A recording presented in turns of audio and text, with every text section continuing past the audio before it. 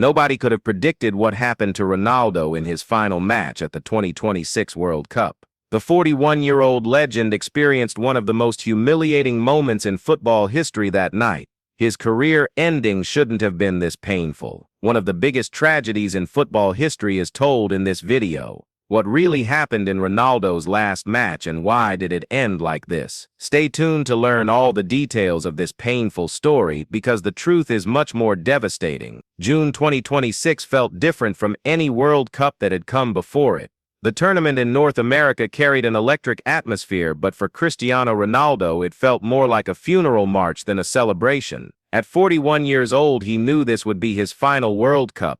His last chance to capture the one trophy that had always eluded him, the one achievement that would complete his legendary career. The months leading up to the tournament had been brutal for Portugal's aging captain. His performances at Al Nassr had declined noticeably throughout the 2025-26 season, his once lightning-quick reactions now half a second slower, his legendary jumping ability reduced to awkward attempts that often fell short of their targets. The Saudi League had become a comfortable retirement home for many aging stars, but even there, Ronaldo was struggling to maintain the standards that had defined his entire career. Portuguese media had been merciless in their coverage of his form. Sports newspapers that had once hailed him as the greatest player in the country's history now questioned whether he deserved a place in the national team. Former teammates from his golden generation spoke carefully in interviews, their diplomatic language barely concealing their belief that it was time for him to step aside and let younger players take over.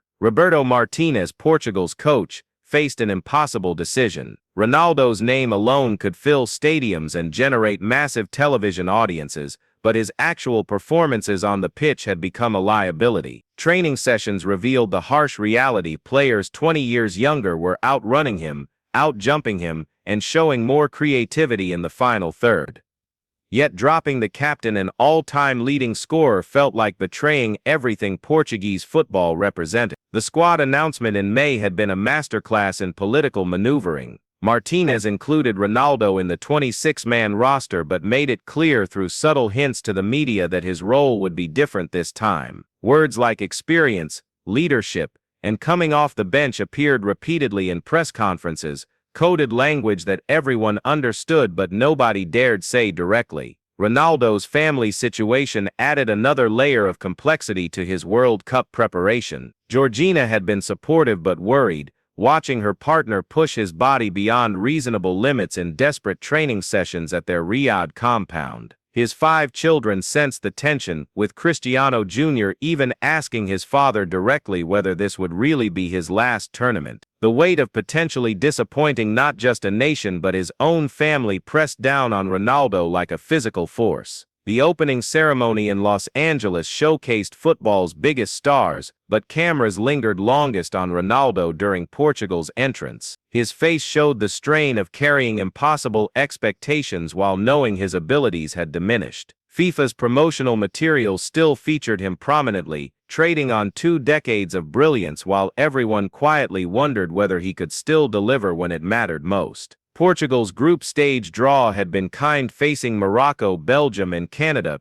but even these supposedly manageable opponents posed serious challenges for a team built around an aging superstar. Morocco's young, energetic squad would press relentlessly. Belgium, despite their own aging core, still possessed world-class talent in key positions. Canada's physical style and high-energy approach threatened to expose any weaknesses in Portugal's setup. The first match against Morocco in Phoenix became a microcosm of Ronaldo's current struggles. He started on the bench for the first time in a major tournament since 2008, watching helplessly as Portugal labored to a 1-1 draw without him. When Martinez finally introduced him in the 70th minute, the crowd's roar was deafening, but his impact was minimal. 3 shots went wide, 2 passes were intercepted, and he was booked for a frustrated foul that perfectly captured his mental state.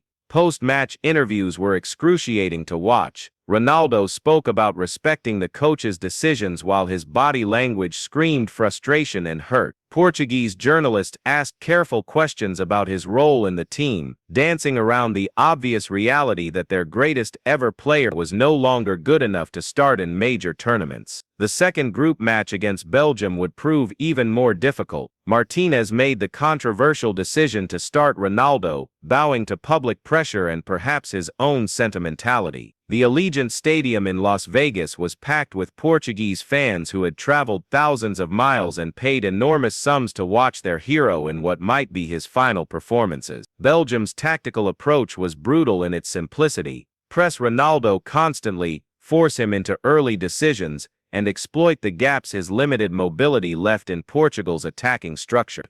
By halftime, it was clear the experiment wasn't working. Ronaldo had managed just 17 touches, fewer than any outfield player on either team, and his frustration was visible to everyone in the stadium. The second half brought more of the same humiliation. Ronaldo's legs simply couldn't keep up with the pace of international football anymore.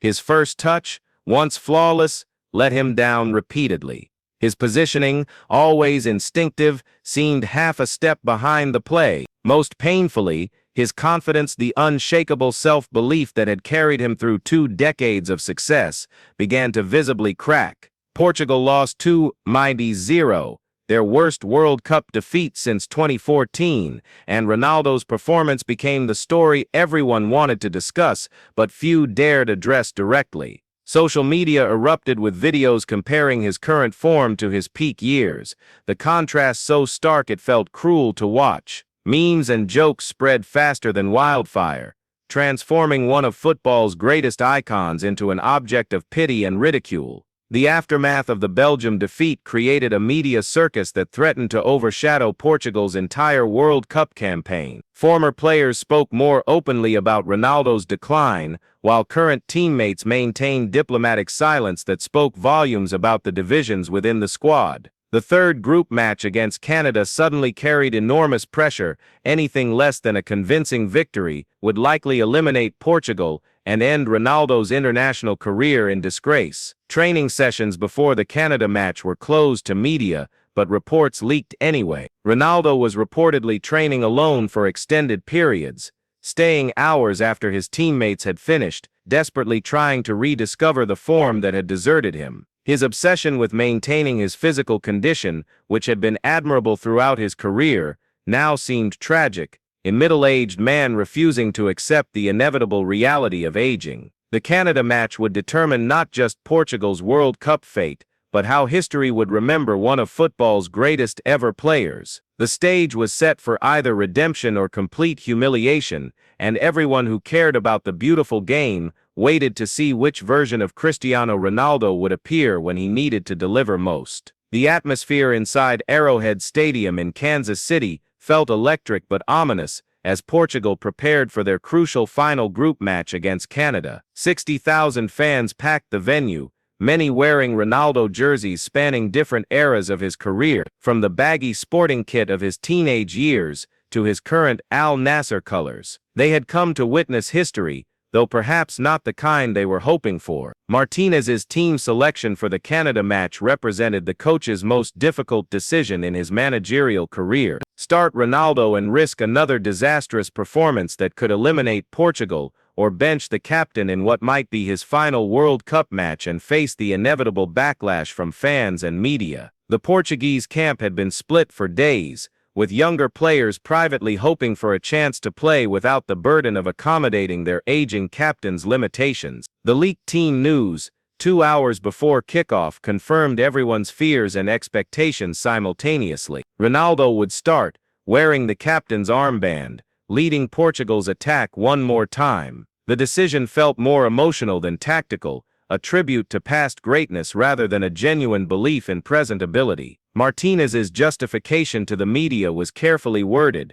speaking about experience and big match temperament, but his body language suggested a man who knew he was gambling with his team's World Cup survival. Canada's preparation had been significantly different. Their young, hungry squad saw Portugal's Ronaldo situation as an opportunity rather than a threat. Coach John Herdman had studied hours of footage from Portugal's previous matches, identifying exactly how to exploit the gaps that Ronaldo's limited mobility created in their formation. The game plan was simple but devastating: press high, force quick transitions, and make the 41-year-old chase the game from the opening whistle. The pre-match ceremonies felt like a celebration of Ronaldo's career, rather than preparation for a crucial World Cup match. Video montages played on stadium screens, showing his greatest goals and moments, the crowd singing his name, photographers capturing every expression on his face. He looked composed during the national anthem, but those who knew him well could see the tension in his jaw, the way his hands clenched and unclenched, the subtle signs of a man carrying impossible pressure.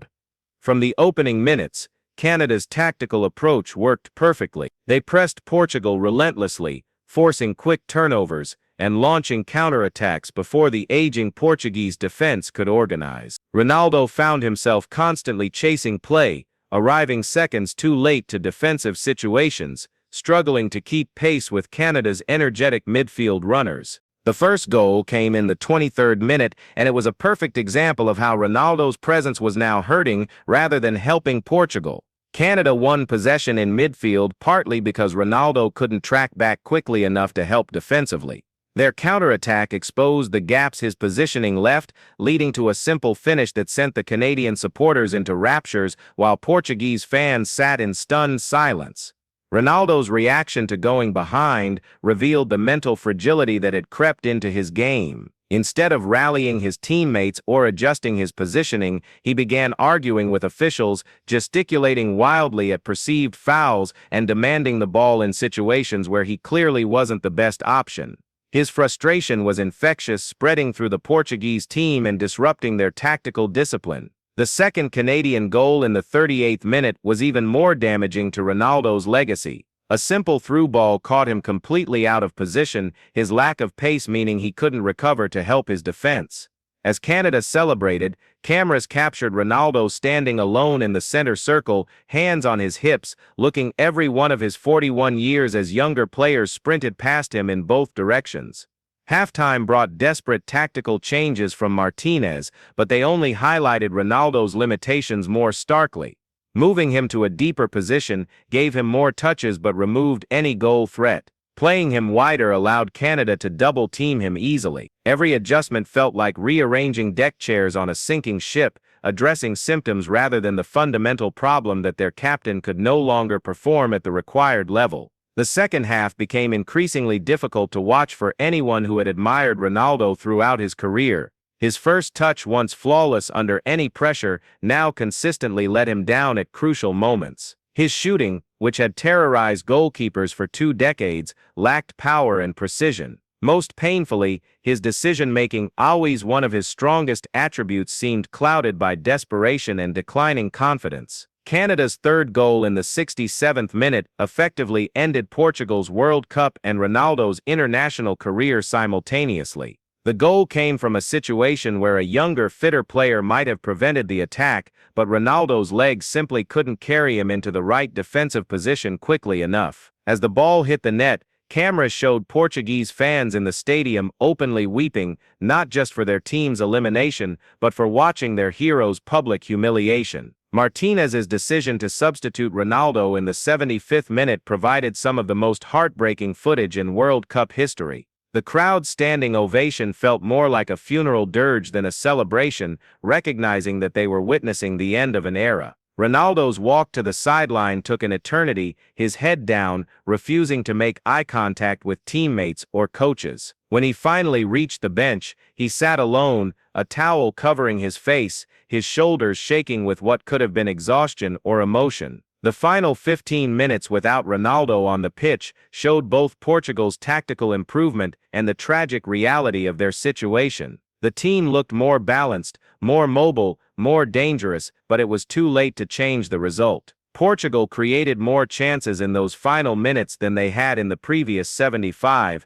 a damning indictment of how their greatest player had become their biggest tactical weakness. The final whistle brought scenes that will be remembered as long as football is played. Portuguese players collapsed to the turf, their World Cup dreams shattered. Canadian players celebrated wildly, having achieved one of the biggest upsets in tournament history. And Ronaldo sat motionless on the bench, staring into space, processing the reality that his international career had ended not with glory, but with the most humiliating defeat of his life. Post-match interviews were conducted through barely controlled tears. Ronaldo's first words to the media were barely audible, his usual confidence replaced by a vulnerability that was painful to witness. He spoke about giving everything for his country while knowing that everything he had given hadn't been enough when it mattered most. The image that would define this World Cup and perhaps Ronaldo's entire legacy wasn't one of his countless brilliant goals or trophy celebrations. Instead, it was the sight of football's most confident player walking slowly toward the tunnel, alone, knowing that the game he had dominated for so long had finally passed him by completely. The hours following Portugal's elimination felt like watching a national mourning period unfold in real time. Arrowhead Stadium emptied slowly, with thousands of Portuguese fans remaining in their seats long after the final whistle, unable to process what they had witnessed. Many had spent their life savings to attend what they expected to be Ronaldo's triumphant World Cup farewell, only to watch their hero experience the most humiliating end to an international career in football history. The mixed-zone interviews were brutal to watch. Ronaldo faced a wall of cameras and microphones, his usual commanding presence reduced to a broken man struggling to find words. His voice cracked repeatedly as he attempted to explain the unexplainable, how the greatest goalscorer in international football history had managed just one shot on target across 3 World Cup matches, all while his team was eliminated in the group stage for the first time since 2002. Social media erupted with a mixture of cruel memes and genuine sympathy for a fallen icon. Compilation videos contrasting peak Ronaldo with his 2026 World Cup performances went viral, the difference so stark it felt like watching 2 completely different players. Former teammates and rivals began posting carefully worded tributes that read more like obituaries than celebrations of an ongoing career. The Portuguese dressing room after the Canada defeat was described by those present as one of the most emotionally devastating scenes in World Cup history. Younger players who had grown up idolizing Ronaldo watched their hero sit motionless in his kit for over an hour, unable to accept that his international career was over. Captain's armband still around his bicep, he stared at the floor while teammates quietly changed around him, nobody knowing what to say to a legend whose legacy had just been irreparably damaged. Martinez's post-match press conference lasted less than 10 minutes before he broke down completely.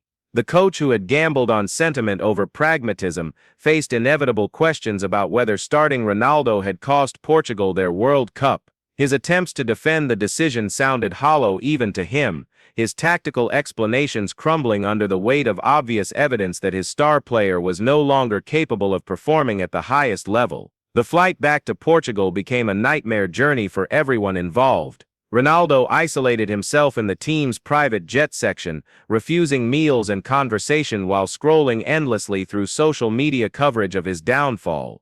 Teammates reported hearing him on phone calls with family members, his voice carrying through the aircraft as he attempted to explain to his children why their father's career had ended so badly. Portuguese media coverage in the days following elimination was merciless.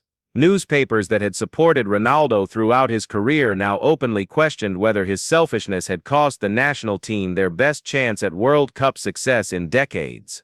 Analysis pieces detailed how Portugal's tactical setup had been compromised by accommodating a player who could no longer contribute at the required level, with statistical breakdowns showing how the team performed better in the limited minutes without their captain. The personal toll on Ronaldo became evident almost immediately. His social media accounts, which had maintained constant activity throughout his career, fell silent. The man who had built an empire on personal branding and self-promotion couldn't find words to address the most public failure of his life. Georgina's attempts to support him through Instagram posts looked increasingly desperate as days passed without any response from her partner. Al Nassr's reaction to their star player's World Cup humiliation was swift and brutal. The Saudi club had invested enormous sums in Ronaldo's brand value, expecting his continued excellence to justify their massive financial commitment. Emergency board meetings were held to discuss contract termination clauses, with legal teams examining whether poor performance at international level constituted grounds for reducing his salary or ending their relationship entirely. Sponsorship deals began falling away like dominoes. Nike, his lifetime partner, released statements about reassessing marketing strategies, corporate language for distancing themselves from a damaged brand. CR7 branded products saw immediate sales drops as consumers associated the name with failure rather than excellence. The business empire he had built over 2 decades started crumbling as partners questioned whether association with his name now carried more risk than reward. The psychological impact on Ronaldo's family became increasingly obvious through leaked reports from their Riyadh compound. Cristiano Jr., who had modeled his entire youth career on his father's example, struggled to understand how the man he considered invincible could fail so completely. The teenager's own performances at Al Nassr's academy reportedly declined sharply as he questioned whether football success was even possible for someone carrying the Ronaldo name after such public humiliation. Medical reports that emerged weeks later revealed the true cost of Ronaldo's desperate attempts to maintain elite performance at age 41. Multiple cortisone injections had masked injuries that should have ended his tournament before it began. His knee cartilage showed wear patterns typical of players 5 years older, while muscle fiber analysis indicated deterioration that made explosive movements increasingly impossible. The contrast with other aging superstars became a constant source of media comparison. Messi's graceful transition to a supporting role at Inter Miami was held up as an example of how legends should handle decline, while Ronaldo's inability to accept reduced circumstances was portrayed as tragic arrogance. Former players lined up to offer opinions on how he should have known when to step aside gracefully. Portugal's immediate future plans made Ronaldo's exile official without ever stating it directly. Martinez announced a new generation approach for upcoming European Championship qualifiers, emphasizing youth development and tactical flexibility. The squad announcements that followed contained no Ronaldo, with federation officials citing the need to build for the future rather than dwelling on past achievements. The final blow to Ronaldo's international legacy came through official FIFA documentation of his World Cup statistics. 0 goals in 3 matches, fewer touches than any starting outfield player in tournament history, the lowest pass completion rate of any forward in the competition. Numbers that would define his final chapter more than any of the records he had set during his peak years. Retirement announcements never came because Ronaldo couldn't bring himself to make them official. Instead, his international career simply faded into irrelevance, much like his performances had during those final weeks in North America. The man who had dominated headlines for 2 decades became a cautionary tale about the dangers of staying too long at the party. 6 months later, Ronaldo remained in Saudi Arabia, his Al Nassr contract providing financial security but little satisfaction. His social media presence gradually returned, but the confident swagger that had defined his online persona was replaced by nostalgic posts about past achievements. The present offered nothing worth celebrating. The 2026 World Cup would be remembered for many reasons. Canada's shocking run to the quarterfinals, Argentina's successful title defense, the expansion to 48 teams. But for millions of football fans worldwide, it would forever be defined by the image of Cristiano Ronaldo walking slowly toward the tunnel after being substituted in his final international match, his head down, his legend irreparably damaged, his story ending not with the glory he had always demanded, but with the humiliation he had never imagined possible. In the cruel mathematics of professional sport, the numbers told the complete story. Ronaldo had scored 130 goals in 212 international appearances across an 18-year career. But those final 3 World Cup matches, where he managed 0 goals and watched his team eliminated in disgrace, would be remembered longer than any of the brilliance that came before. Football history would record that one of the greatest players ever had refused to step aside gracefully and paid the ultimate price for his arrogance.